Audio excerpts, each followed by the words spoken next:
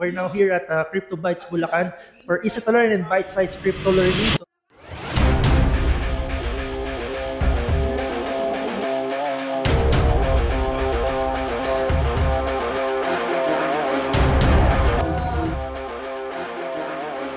Price tells you a story.